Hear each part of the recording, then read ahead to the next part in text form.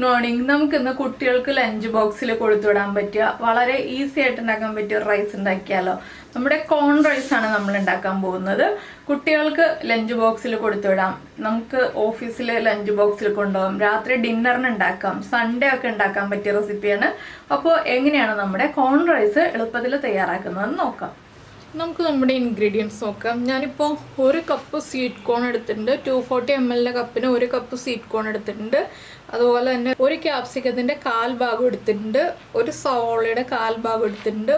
1 ക്യാരറ്റിൻ്റെയും 1/4 ഭാഗം എടുത്തിട്ടുണ്ട്. ഇതെല്ലാം ചെറുതായിട്ടാണ് കട്ട് ചെയ്തെടുത്തിട്ടുള്ളത്. പിന്നെ എടുത്തിരിക്കുന്നത് 240 ml കപ്പിൽ 1.5 കപ്പ് റൈസ് എടുത്ത് 20 മിനിറ്റ് സോക്ക് ചെയ്തതിന് ശേഷം പിന്നെ ആവശ്യത്തിന് ഉപ്പ് ചേർത്ത് വേവിച്ചെടുത്തതാണിത്. അപ്പോൾ 1.5 കപ്പ് അരിയാണ് ഞാൻ ഈ 1 കപ്പ് സ്വീറ്റ് കോണിന് എടുത്തിരിക്കുന്നത്. ഇനി നമുക്ക് നമ്മുടെ കുക്കിംഗ് സ്റ്റാർട്ട് ചെയ്യാം. അപ്പോൾ ഞാനൊരു പാനിലേക്ക് 2 ടേബിൾ സ്പൂൺ ഓയിൽ ഒഴിച്ചിട്ടുണ്ട്. ഇത്രയും റൈസിന് 2 ടേബിൾ സ്പൂൺ ഓയിൽ ആവശ്യമാണ് കേട്ടോ. ഇതിലേക്ക് നമുക്ക് ആദ്യം നമ്മൾ എടുത്തു വെച്ചിരിക്കുന്ന സ്പ്രിംഗ് ഒണിയൻ്റെ വൈറ്റ് പാർട്ട് ചേർക്കാം. ഇതൊരു 1 ടീസ്പൂൺ മതി കേട്ടോ. ഇനി നമ്മൾ ചേർക്കുന്നത് നമ്മുടെ സവോള കട്ട് ചെയ്തത്,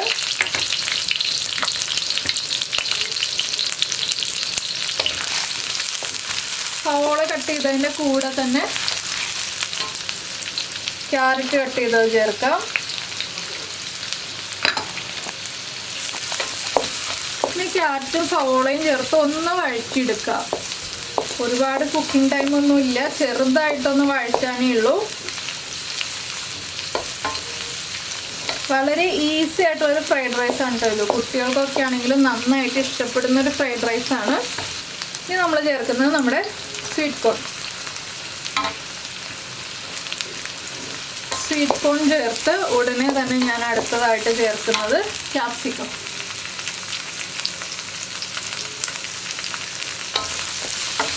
ഇതിന് ഇന്ന വെജിറ്റബിള് ചേർക്കാൻ പാടുള്ളൊന്നുമില്ല, ഇന്ന വെജിറ്റബിള് ചേർക്കാൻ പാടില്ല എന്നില്ല. നമ്മുടെ കയ്യിലുള്ള വെജിറ്റബിൾസ് ആഡ് ചെയ്യാം. പിന്നെ കുട്ടികൾക്ക് മുട്ട ഇഷ്ടമാകുമ്പോൾ മുട്ടയും കൂടി ചേർത്ത് കൊടുക്കാം. ഇതെല്ലാം കൂടി ചേർത്ത് 1 മിനിറ്റ് ഒന്ന് വഴറ്റിയെടുക്കാം. ഇനി ഇതിലേക്ക് നമുക്ക് സോസ് ചേർക്കാം. അതുപോലെ തന്നെ നമ്മുടെ വിനീഗറും ചേർത്ത് കൊടുക്കാം.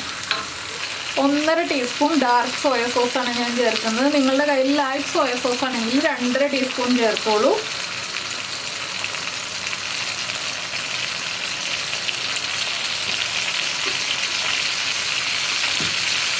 അതുപോലെ തന്നെ 1/2 ടീസ്പൂൺ വിനീഗറും ചേർക്കുക. ഇനി വിനീഗറും സോയ സോസും ഒന്ന് കുക്കായി വരണം. വിനീഗറും സോയ സോസും കുക്കായതിന് ശേഷം മാത്രം നമ്മൾ ബാക്കിയുള്ള ഇൻഗ്രീഡിയൻസ് ആഡ് ചെയ്യുക. അപ്പോൾ നമ്മുടെ റൈസിൻ്റെ ഉപ്പ് അനുസരിച്ച് നമ്മൾ ഉപ്പ് ചേർക്കട്ടെ. ഞാൻ റൈസ് കുക്ക് ചെയ്തപ്പോൾ ഉപ്പ് കുറച്ചാണ് ചേർത്തിട്ടുള്ളത്. അതുകൊണ്ട് തന്നെ ഞാനിപ്പോൾ വളരെ ചെറിയ അളവിൽ ഉപ്പ് ചേർത്ത് കൊടുക്കുന്നുണ്ട്. സോസിന് ഉപ്പുള്ളതാണ്, അതുകൊണ്ട് ചെറിയ അളവിലേ ഞാൻ ഉപ്പ് ചേർക്കുന്നുള്ളൂ. പിന്നെ വിനീഗറിൻ്റെ പുളിയും നമ്മുടെ ടേസ്റ്റും ഒക്കെ ബാലൻസ് ചെയ്യാനൊരു 1/4 ടീസ്പൂൺ പഞ്ചസാര. ഇനി എല്ലാം ചേർത്ത് നന്നായിട്ടൊന്ന് ഇളക്കി ആ സോസിൻ്റെ റോ ടേസ്റ്റ് ഒന്ന് മാറി വരണം. ഇനി നമുക്കിതിലേക്ക് നമ്മുടെ റൈസ് ആഡ് ചെയ്ത് കൊടുക്കാം.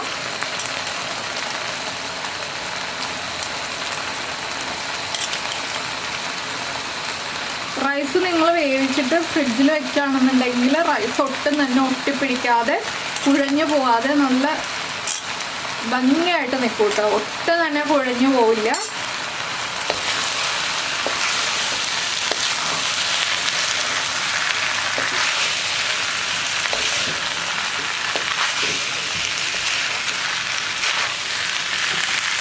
ഞാനൊരു 1/2 ടീസ്പൂൺ കുരുമുളക് പൊടിയും കൂടി ചേർക്കുന്നുണ്ട്.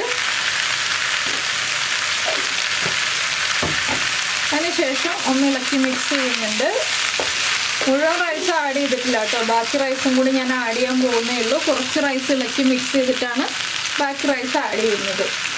അപ്പോൾ ഇത്രയേ ഉള്ളൂ നമ്മുടെ ഫ്രൈഡ് റൈസിൻ്റെ പരിപാടി. വളരെ എളുപ്പത്തിൽ കഴിഞ്ഞില്ലേ? അപ്പോൾ നിങ്ങളിങ്ങനെ സ്വീറ്റ് കോൺ ഫ്രൈഡ് റൈസ് ഉണ്ടാക്കി നോക്കിയിട്ടില്ലെങ്കിൽ ഉറപ്പായിട്ടും ട്രൈ ചെയ്യൂ. കുട്ടികൾക്ക് ഉണ്ടാക്കി കൊടുക്കൂ. മുട്ട ചേർക്കുന്നുണ്ടെങ്കിൽ ആദ്യമേ മുട്ടയൊന്ന് സ്ക്രാമ്പിൾ ചെയ്ത് റെഡിയാക്കി വെച്ചിട്ട് ഈ ഒരു സ്റ്റേജ് ആകുമ്പോൾ മുട്ടയും കൂടെ ആഡ് ചെയ്ത് കുട്ടികൾക്ക് കൊടുക്കൂ. ഞാൻ ഫ്ലെയിം ഓഫ് ചെയ്തു കേട്ടോ. അപ്പോൾ ഫ്ലെയിം ഓഫ് ചെയ്തു. ഇനി നമുക്ക് സെർവ് ചെയ്യാം. അപ്പോൾ നമ്മൾ പല രീതിയിലുള്ള ഫ്രൈഡ് റൈസുകൾ ഉണ്ടാക്കാറുണ്ട്. അപ്പോൾ എന്തായാലും നിങ്ങൾക്ക് ഈ ഒരു ഫ്രൈഡ് റൈസ് റെസിപ്പി ഇഷ്ടമായിട്ടുണ്ടാവുമെന്ന് വിചാരിക്കുന്നു. ഇഷ്ടമായിട്ടുണ്ടെങ്കിൽ മറക്കാതെ ഒന്ന് ലൈക്ക് ചെയ്തേക്കണേ. അതുപോലെ തന്നെ ഇഷ്ടമായ റെസിപ്പി ആണെങ്കിൽ കമൻറ്റ് ചെയ്യാൻ മറക്കില്ലല്ലോ. നമുക്കിനി ഇതൊന്ന് പ്ലേറ്റ് ചെയ്യാം. അപ്പോൾ ഞാൻ എന്താ നമ്മുടെ റൈസ് ഒന്ന് പ്ലേറ്റ് ചെയ്യാൻ പോവാണ്. റൈസ് പ്ലേറ്റ് ചെയ്യുമ്പോൾ പ്രത്യേകം ശ്രദ്ധിക്കേണ്ട ഒരു കാര്യം എന്താണെന്ന് വെച്ചാൽ നമ്മൾ കുറച്ച് സ്പ്രിംഗ് ഓണിയൻ്റെ ഗ്രീൻ പാർട്ടും കൂടി ഇതിന് മുകളിൽ ഒന്ന് വിതറി കൊടുക്കുക. ഒരു ഭംഗിക്ക് വേണ്ടിയും അതുപോലെ ഒരു ടേസ്റ്റിന് വേണ്ടിയൊക്കെയാണ്. സ്പ്രിംഗ് ഓണിയൻ്റെ ആ ഒരു ടേസ്റ്റും കൂടി വരുമ്പോൾ നമ്മുടെ റൈസ് വളരെ ഫ്ലേവർഫുൾ ആയിരിക്കും. ഇനി നമ്മുടെ റൈസ് ഞാനിപ്പോൾ പ്രസൻറ്റ് ചെയ്യാൻ പോകുന്നത് നമ്മുടെ ധാബ സ്റ്റൈൽ പനീർ മസാലയുടെ കൂടെയാണ്. ഫ്രൈഡ് റൈസിന് പ്രത്യേകിച്ച് അക്കോമ്പനിമെൻറ്റ്സ് ഒന്നും വേണ്ട. എങ്കിലും ഞാനിന്ന് ഉണ്ടാക്കിയിരിക്കുന്നത് ധാബ സ്റ്റൈൽ പനീർ മസാലയാണ്. അപ്പോൾ രണ്ടും ചേർത്ത് ഞാനൊന്ന് പ്രസൻറ്റ് ചെയ്യട്ടെ. അപ്പോൾ നിങ്ങൾക്ക് എല്ലാവർക്കും ഈ ഒരു ഫ്രൈഡ് റൈസ് റെസിപ്പി ഇഷ്ടമായി എന്ന് വിചാരിക്കുന്നു. നമുക്ക് നമ്മുടെ അടുത്ത റെസിപ്പിയുമായിട്ട് അടുത്ത ദിവസം വീണ്ടും കാണാം.